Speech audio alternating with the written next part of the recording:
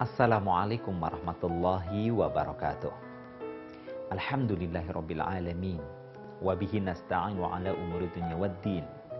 Sayyidina Muhammadin wa ala alihi wa ashabi ajma'in. Amma ba'du. Sahabat Zakat TV yang dirahmati Allah Subhanahu wa taala. Apa kabar iman Anda hari ini? Doa dan harapan kami semoga keimanan kita senantiasa meningkat dari hari ke hari. Dengan meningkatnya keimanan, maka kehidupan akan semakin penuh dengan warna kebahagiaan. Kebahagiaan ketika kita mampu menjalin ikatan emosi dengan pasangan, dengan emosi yang dinamis. Emosi yang bisa saling sinergi satu dengan yang lain. Dan dalam kesempatan ini, kita akan berbincang dengan sebuah tema yang harus diperhatikan pasangan.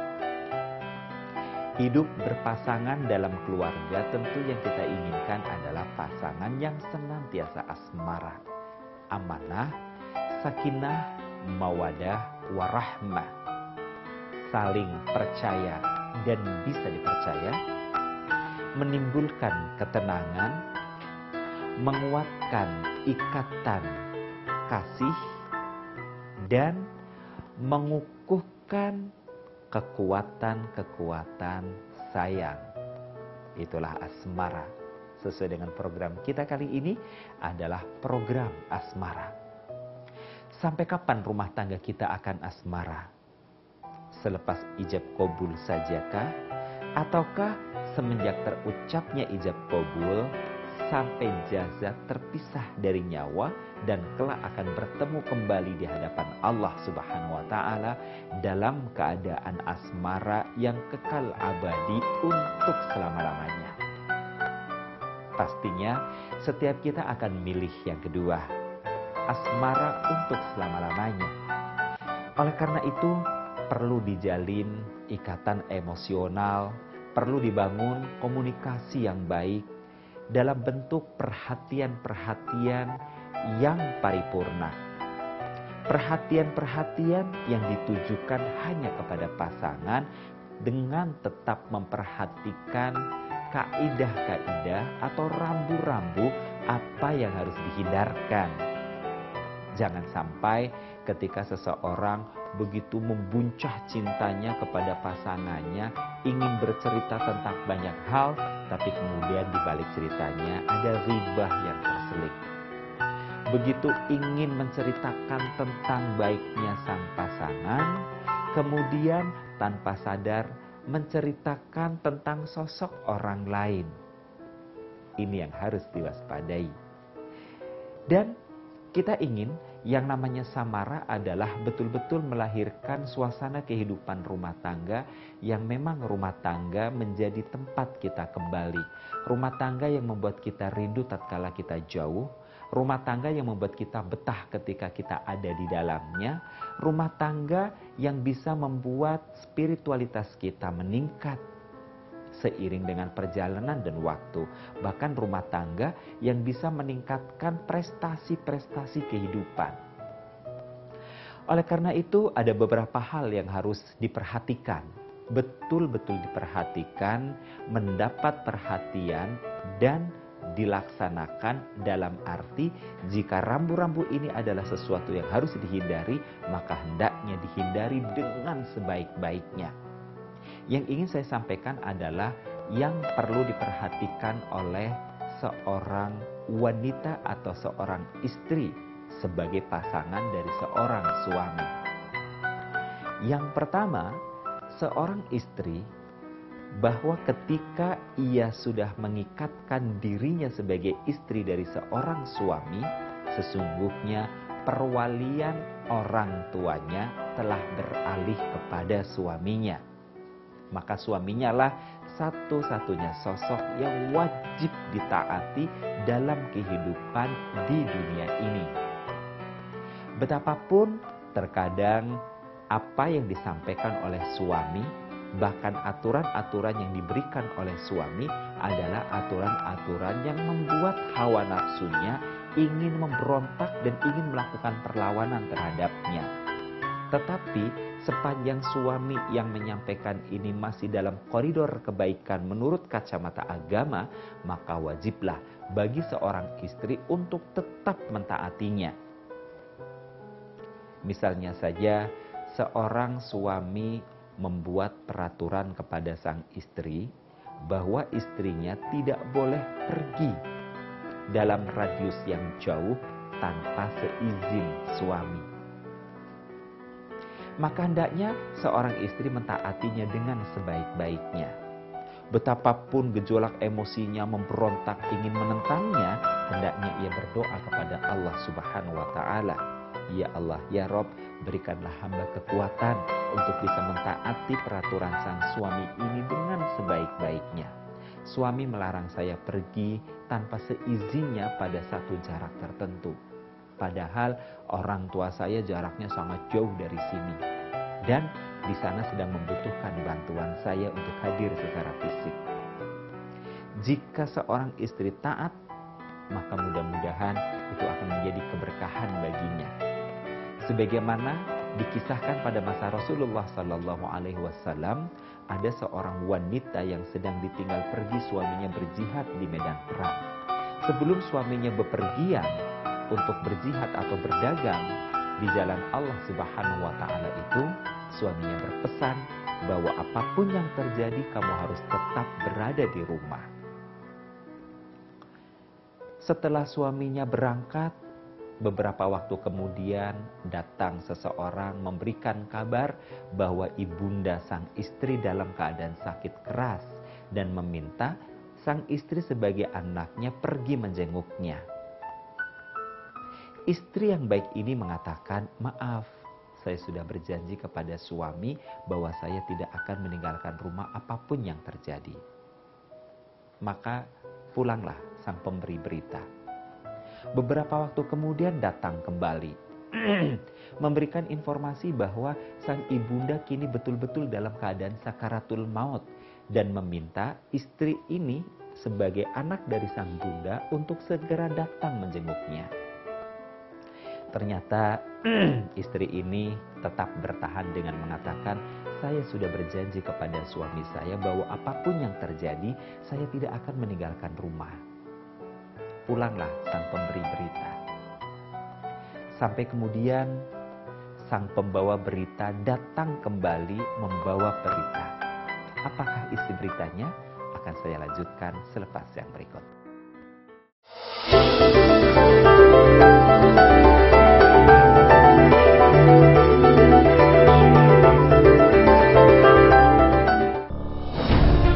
Ketika keindahan dunia merebak keselarasan, berbagi kemesraan.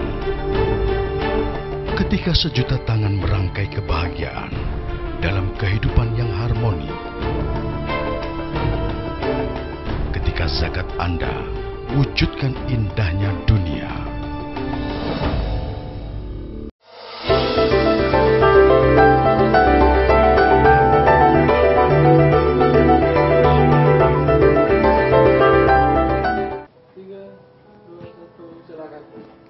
Anda masih bersama dengan Zakat TV dan saya lanjutkan kisah di masa Rasul Sallallahu Alaihi Wasallam ini. Datang untuk kali yang ketiga pembawa berita menyampaikan bahwa kali ini betul-betul sang bunda sudah tiada alias meninggal dunia. Wanita ini pun menangis. Dan pembawa berita mengatakan, apakah kau tidak ingin melihat jenazahnya untuk yang terakhir kali? Wanita ini mengatakan, aduh maaf, aku sudah janji sama suamiku bahwa apapun yang terjadi, aku tidak akan pernah meninggalkan rumah ini. Karena suamiku belum kembali. Wanita ini tetap bersiteguh, pembawa berita pulang.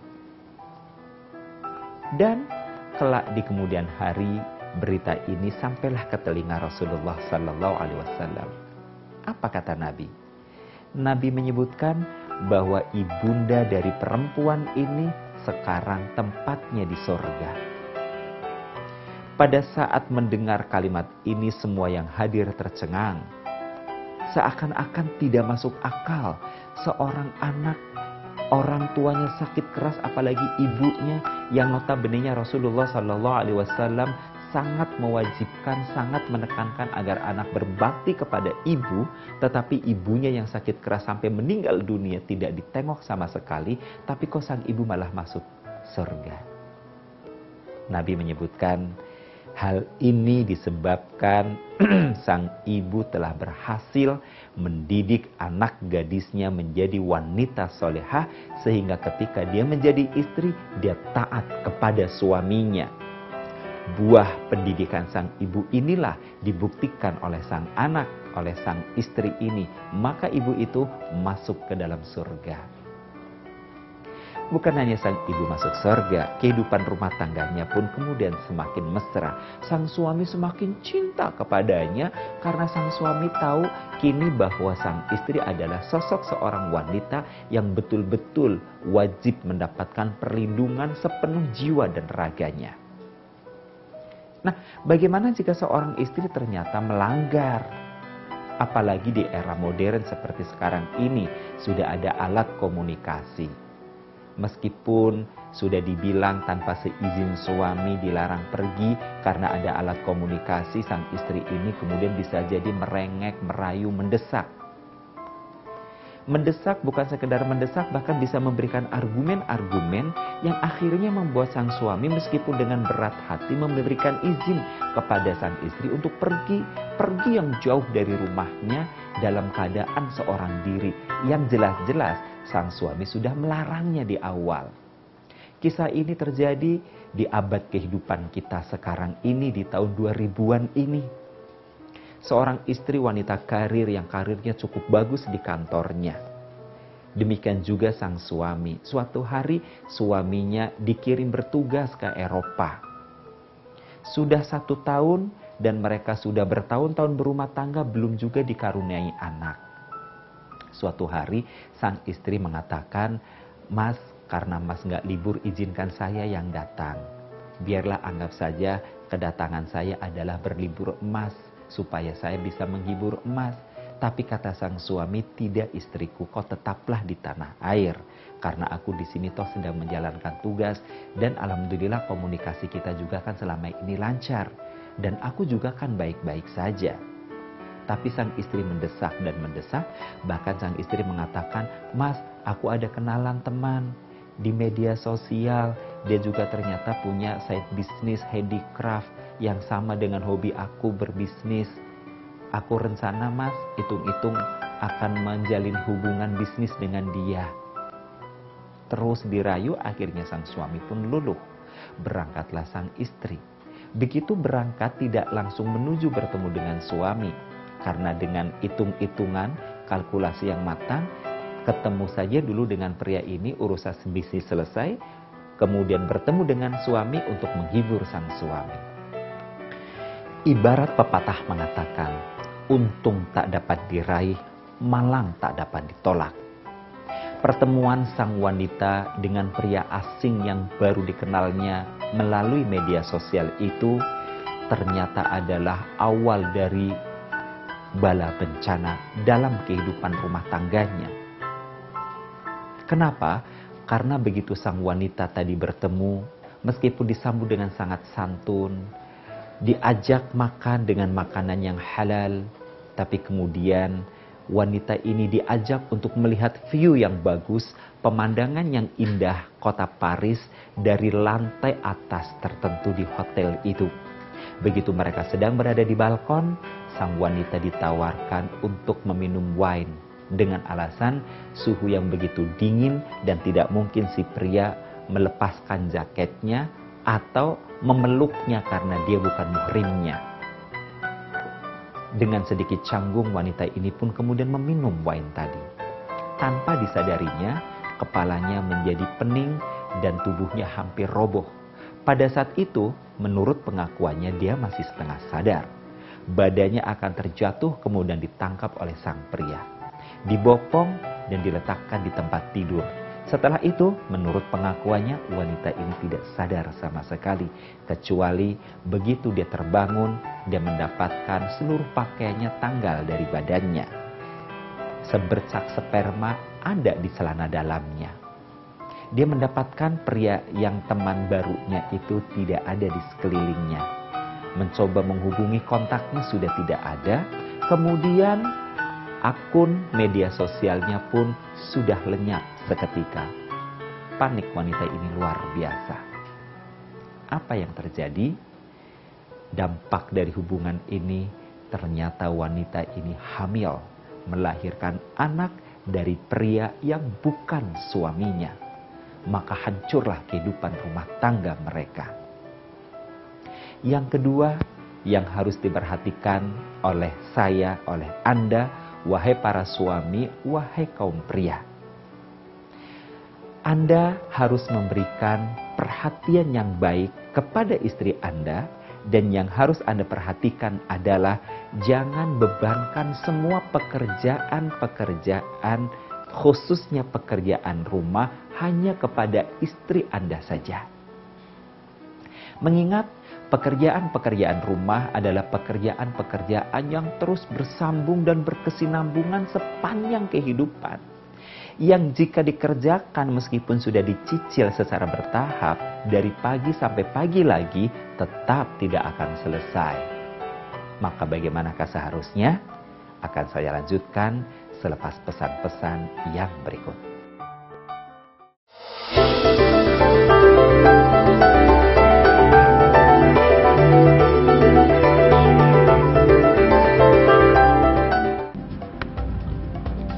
Semangat kemenangan harus berasal dari sportivitas yang datang dari hati. Saya Bawang Pamungkas, saya zakat di Dompet Duafa. Keluarga adalah sumber inspirasi saya. Kehangatannya datang dari hati. Saya Inneke Koesherawati, saya zakat Dompet Duafa. Berbagi memudahkan rezeki, karena datang dari hati. Saya Ipo Santosa, zakat di Dompet Duafa. Dompet Duafa.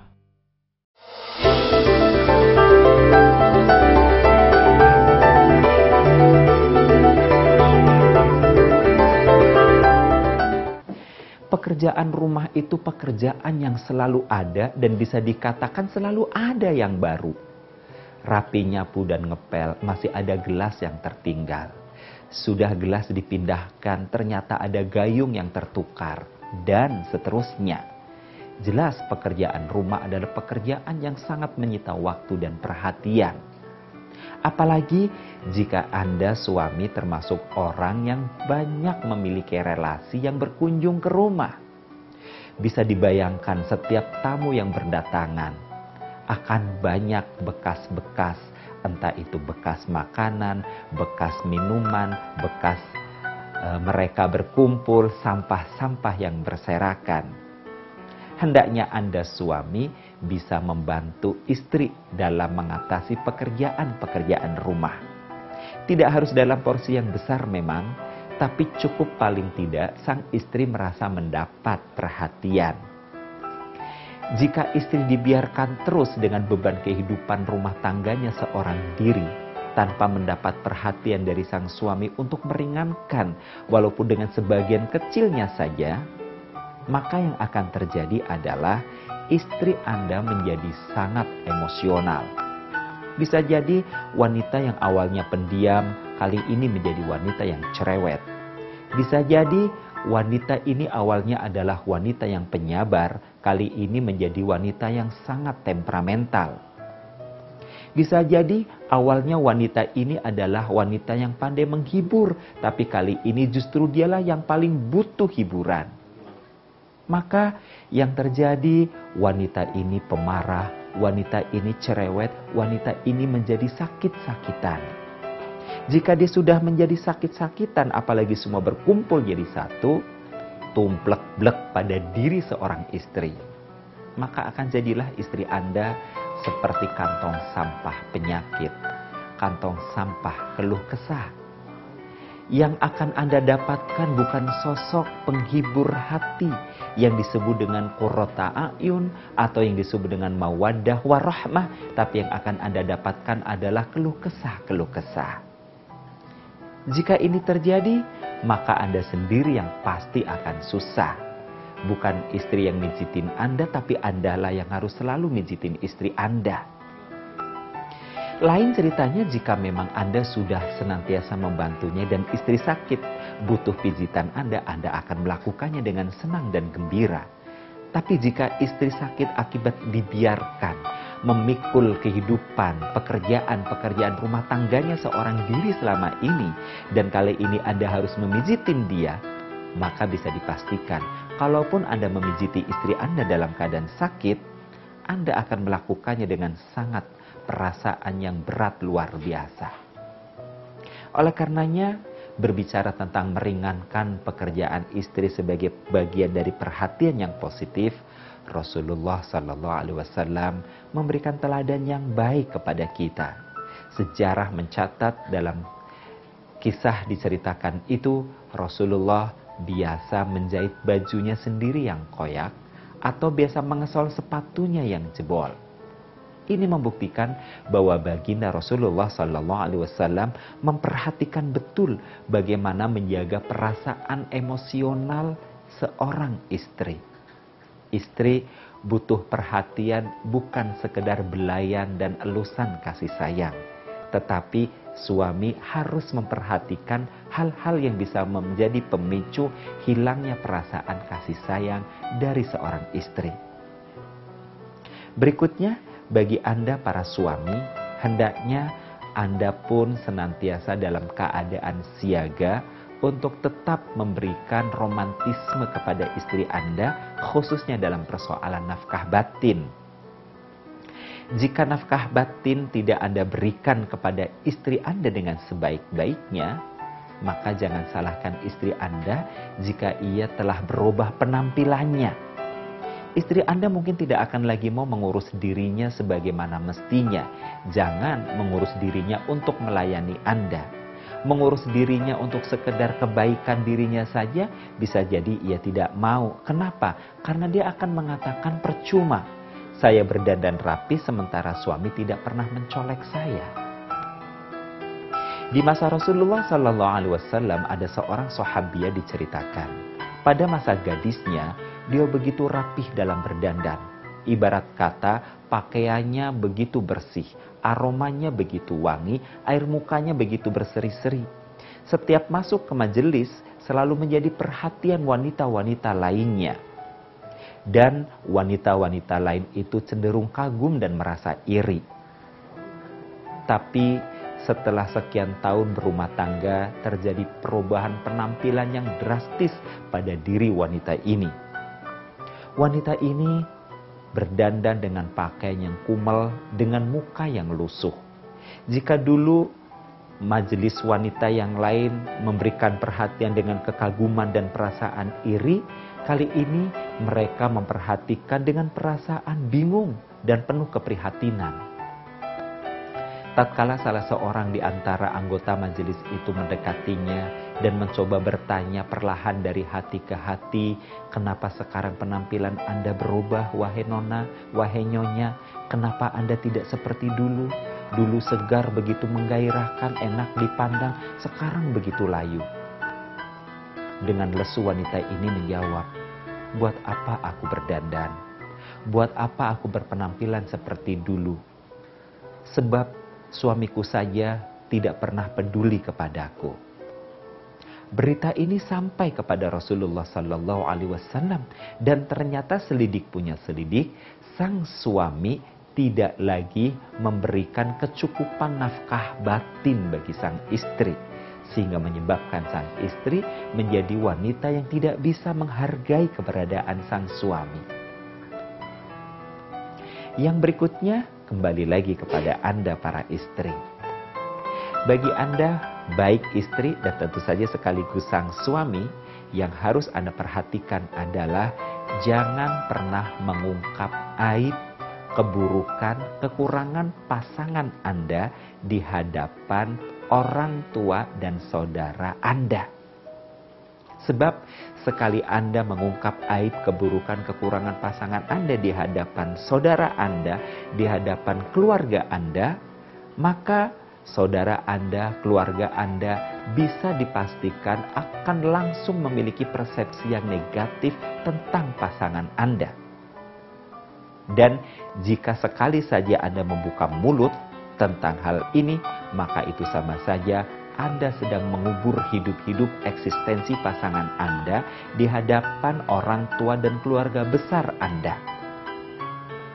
Kelak, apapun kebaikan yang dilakukan oleh pasangan Anda akan selalu dinilai underestimate, dinilai rendahan, dinilai negatif oleh keluarga Anda. Dampaknya, harmonisasi kehidupan rumah tangga pasti menjadi terguncang. Mudah-mudahan perhatian-perhatian ini memberikan manfaat yang baik untuk kita semua. Bila taufik wal hidayah, wassalamualaikum warahmatullahi wabarakatuh.